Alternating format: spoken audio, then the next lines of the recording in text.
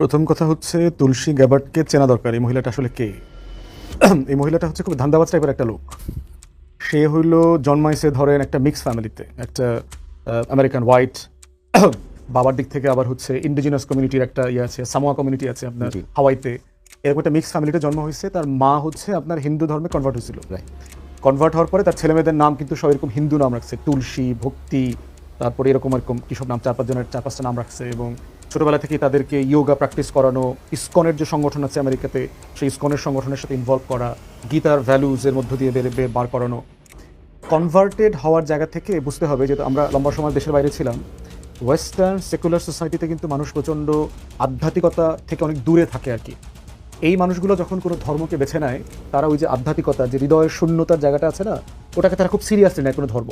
ধরেন পশ্চিমা বিশ্বে এখন সবচেয়ে বেশি ধর্মগ্রহণ করে হচ্ছে মানুষ মুসলমান হচ্ছে সবচেয়ে বেশি, যদি কনভার্সন রেট দেখেন আর কি।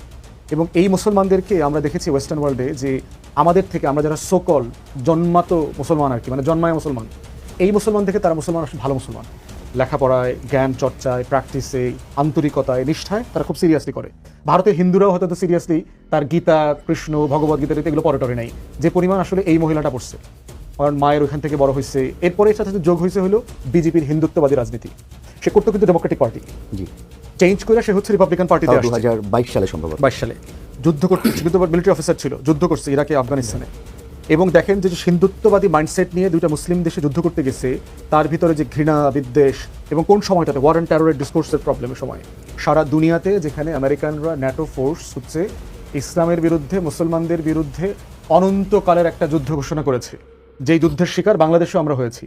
আমাদের হেফাজত থেকে শুরু করে আলেম ওলামায়ে কেরাম, ইসলাম প্রিয় জনগোষ্ঠী, ইসলামিক ধর্মীয় রাজনৈতিক দলগুলো হয়েছে।